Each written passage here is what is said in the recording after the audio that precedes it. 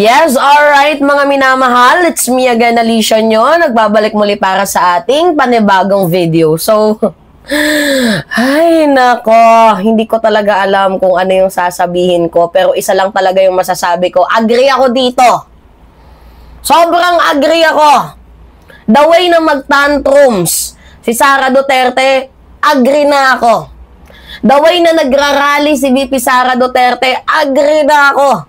The way na pagbantaan niya si PBBM na igaganon niya daw sa lieg, si F. Elisa, si Martin Romualdez, agree na ako. Doon pa lang, pasok na to, mga minamahal, sa Guinness Book of World Records. So, basahin natin tong balita. Nanay ko, Diyos ko. Filipino want to nominate VP Sara for the Guinness World Record as the most dumbest, useless, and corrupt politician in the world. So, unang tanong natin dyan, bakit yan ba yung naging unang perception ng mga Pilipino? Una yung word na dumbest. Kasi, can you imagine? Vice-presidente ka ng bansang Pilipinas, pero ikaw yung sumisira mismo sa image ng ating bayan. For example, yung San Juanico Bridge. Diba? Instead na ipagmalaki mo, ano yung ginawa mo? Hindi naman yan ano? Mas mahaba pa ngayon dito sa China. Tama ba yun? Pangalawa, mga minamahal, useless. Pag-usapan natin yung useless. Totoo naman. Kasi travel lang ng travel. Si VP Sara Duterte, hindi ko nga alam kung nagtatrabaho pa ba itong si Vice President. Diba? Imagine niyo, hindi ko alam kung nagtatrabaho pa yung ating Vice Presidente. Pangatlo, corrupt politician. Yan yung swakto.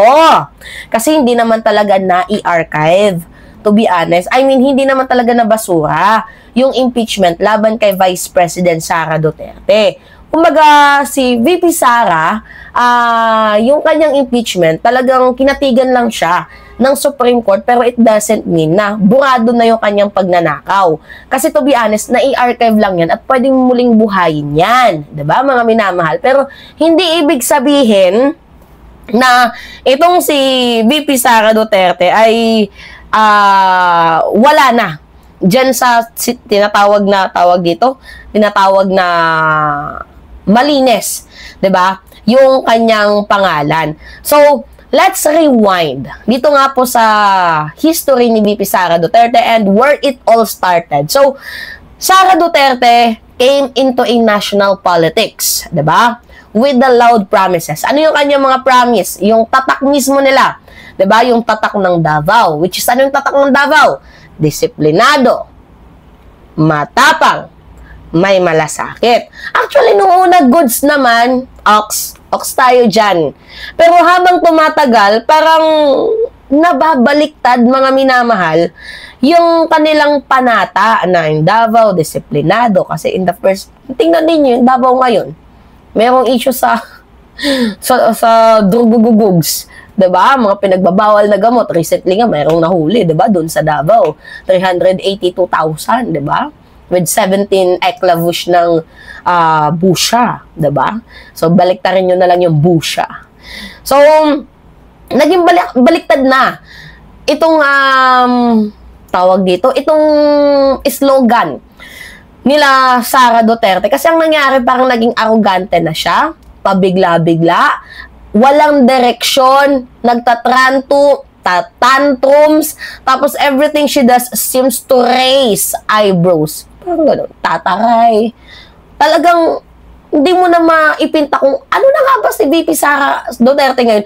Nasa tamang pag-iisip pa ba talaga siya? Kasi merong nagsasabi, meron na ngang something si VP Sara Duterte at kailangan niya ng magpa-psychologist. Binabagyo yung Pilipinas, nandoon sa ibang bansa. Ano ginawa? Nanood ng Taylor Swift concert. So, hindi to insulto. Mga minamahal, ito ay obserbasyon ng mga taong nakakakita sa usual na pag-uugali, erratic behavior, and unpresidential, 'di ba, na pag-uugali acts mismo na nanggagaling sa ating Vice Presidente. So now, let's talk about the things that made people question about her competence and state of mind. Una, nagrarally si VP Sara Duterte nang walang saysay instead na mag-focus sa kanyang trabaho. Ginugugol niya ang kanyang oras sa pagrarally paninira sa gobyerno. Napaparaning nagdadrama. Diba? Pangalawa, iniinsulto niya yung sarili nating bansa. Oh, just what like I told you, yung sa San Juanico Bridge. Imbis na respeto, i-uplift yung Pilipinas, kahit sabihin na lang natin na maliit yan, at least nagagamit ng mamamayang Pilipino, pero anong ginawa niya? Yung historical symbol ng pagkakaisa ng Leyte at Visaya, nilait niya. Diba? Pangatlo, yung paglakad-lakad niya sa mga media events, yung walang malinaw na dahilan, nagpapa-interview, laging nagpapa-spotlight, pa-press briefings, kahit wala namang substance. Napaka-erratic behavior nun, mga minamahal. So, that is one of the reason that made people question about her competence to be fit dito nga po sa pagiging vice-presidente. Ngayon, natatanggal na yung maskara ni VP Sara Duterte. 'Di ba? Nakikita na ng mamamayang Pilipino yung legacy, yung sila mismo. 'Di ba? Kung matatandaan ninyo, from Davao City na safe daw, pero ngayon nakikita naman ninyo na ang daming mga nahuhuli. 'Di ba? Yan ba yung tatak ng Duterte? I question myself why I vote Vice President Sara Duterte. Siguro, I budol. You know what, mga minamahal? Nabudol ako. Sara Duterte budol me. 'Di ba? Kasi kung wala si PBBM, hindi ko naman talaga iboboto si Sara Duterte. Oo, yung panununtok niya pa lang sa sheriff, napaka-impulsiveness ng pag-uugali niya. Wala siyang emotional, tawag ito, immaturity. And beside, napaka-selective ng accountability sa kanya. Double standard din si Sara Duterte.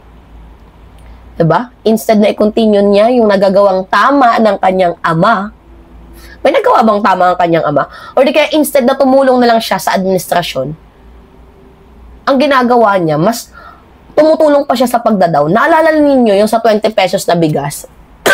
Sabi ni Sara Duterte, kaya naman na maging 20 pesos ang bigas, posible naman talagang maging 20 pesos ang bigas. Kaso anong ginagawa niya? Ano yung sinasabi niya? Ay, hindi ko lang sasabihin kasi galit ako sa admin. Tama ba yun? Vice-presidente ka pero instead na makatulong ka, mas lalo ka pang naging pabigat. 'Di ba? Kung hindi ka na lang din makakatulong, wag ka na lang magsalita, wag ka na lang maging pabigat. So kapag may mga nagsasabing pang Guinness Book of World Record daw si VP Sara Duterte, that's not a mockery. Hindi panlalait yun. Hindi din yan satire kasi totoo talaga. Nakikita at napapansin ng Pilipino. Because Filipino are tired. Diba? Tired of arrogance. Ano pa? Tired of lies. Ano pa, mga minamahal? Tired of same sure names na paulit-ulit lang din sa cycle of corruption. Diba? Pagod na ang Pilipino. And this viral post is a wake-up call. Diba? Why people laugh? Bakit natawa yung mga Pilipino? Kasi, totoo. Oo. Na ganito yung pag-uugali ni VP Sara Duterte at yan yung pinakamalaking insulto sa isang public official. Diba, mga minamahal? So, to all leaders out there, learn from this. Respect is earned. Tandaan niyo yan. Not inherited. Kung gusto mo respeto, magparespeto ka. Power doesn't mean you can speak without thought or act without consequences. Diba, mga minamahal? Makapangyarihan ka nga, pero di ka naman nare-respeto, katulad ni Harry Roque. Gets ninyo? Si Harry Roque, hinahangaan ngayon, pero ngayon palaboy-laboy na lang. Bakit? Kasi kupal. Kasi tarantado. Hindi marunong magrespeto sa kanyang sarili. Kung nare-respeto niya ang kanyang sarili, sa tingin ninyo, mga minamahal, hindi siya bababawin ng mamamayang Pilipino? Diba? Oh. Dahil sa humba, nag-away-away sila. See? Tapos merong Hanilet Circle, merong Sara Duterte Circle, may Bongo Circle. Sila nag-aaway.